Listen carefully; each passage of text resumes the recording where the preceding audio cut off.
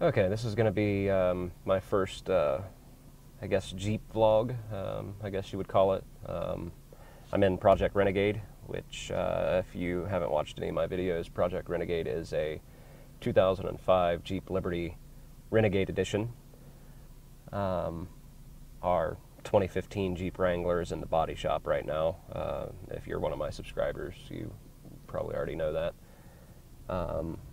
Looks like we're actually getting ready to have a good storm out here. There's some lightning and stuff you might see. I got the vlog idea from, a couple other guys that have been doing the Jeep vlogs and stuff. But I wanted to try something a little different. I wanted to actually do one at night with the night vision on my camera, just to see how it turns out. I'm not, I honestly don't know how it's going to look. Where to start? I'm basically going to run through and let you guys know the future plans that I've got for Project Renegade, because it's going to be the more predominant project vehicle right now. Well, because it's the only project vehicle we have right now. Plans for Project Renegade. The last video I did were the lower control arms in the rear, because one of them was rotted completely through. I think next step is going to be brakes all the way around, rotors and pads. I'm thinking about rebuilding the calipers and stuff. Pads back there, when I took them off, the pads are fine. Like, the pads look like they have, 75% life left on them. But the hardware, like the clips and the little, I guess you would say, retainers where it kind of snaps into the piston of the caliper, those are rusted off. So like the pads are basically just sitting there, but luckily the way these pads are designed and the way they set into the slides of the caliper bracket or anchor bracket, whichever one you want to call it, the pads can't come out. So I'm not too worried about it, but I would like to, have all that replaced. The same thing with the front. The pads have probably even more, maybe 85% life left on those. They're almost new looking pads, but again, the hardware is just rusted off of them. So I think that's the next thing is all 4 rotors and all 8 pads, and then possibly rebuilding the calipers. They don't really need it. None of them are sticking or anything like that, but I think it would be a fun little project. I find stuff like that fun. So it needs rear shocks, but I'm actually going to wait on that because of another thing. It needs struts in the front, so after the brakes I'm going to replace the struts. And I don't know what that was. When I replaced the struts, sorry, I seem really distracted. There's actually a really good lightning show going on out here.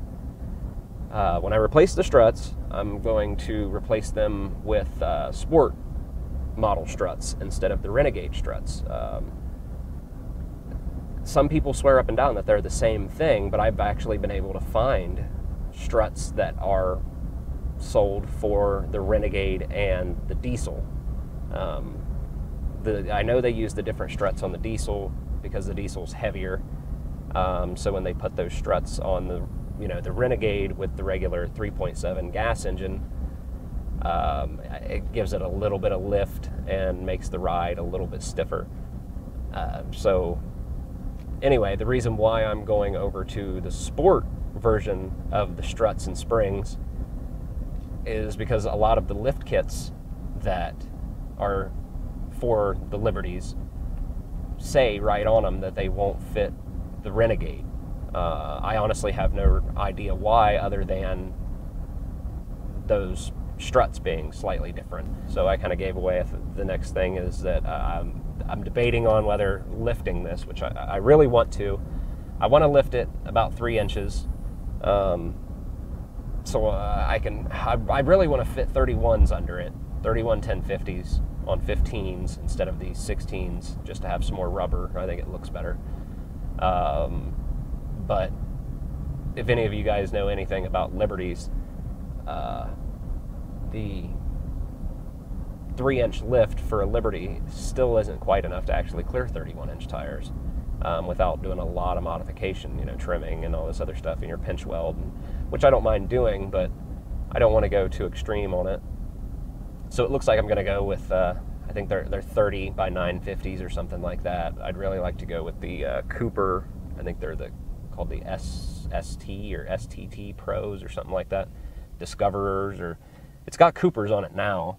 They're just kind of like the all-weather Coopers or something like that. I don't know if you can tell on camera, I'm sweating. It's like really hot in here with the windows up, and I don't want to turn the AC or anything on because then most likely it'll make a whole bunch of noise, which I'm just going to try real quick. Doing the lift is an idea, but I just can't get the bigger tires that I want on there. I'm going to go with one of the either over the coil or under the coil spacer style lifts, rather than the one where you have to actually disassemble the strut and then it goes inside the strut, which everybody says those are the better lifts, but I just don't feel like disassembling a strut. When I change the struts, I'm actually buying the preloaded ones. I found a set for the Sport and the Limited that are preloaded. I'm thinking Rough Country. They have a 3-inch lift that comes with new rear shocks. That's why I said I'm not going to replace the shocks, because it comes with new rear shocks, new rear coil springs, what else? The spacers that go under the struts, which are actually really different than a lot of the other ones. These ones actually go under the bottom of the strut, down by like your, I guess you would say your strut fork is what it looks like on here. It goes down there rather than up on top of the strut. But yeah, anyway, you know, brakes, struts, hopefully maybe a lift, and tires. The only reason why I'm second guessing doing a lift and tires on this, one, it's got brand new tires on it, so that's one thing. I'd like to at least wear these ones out before I go putting new ones on. And the mileage. The mileage is a thing. This thing is actually, I mean, what's a 2005, so I mean it's 11 years old. That's not a super big deal,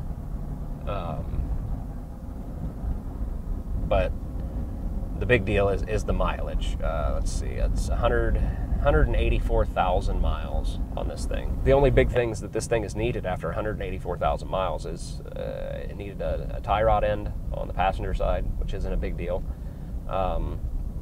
The driver's side rear lower control arm, but I went ahead and replaced both of those.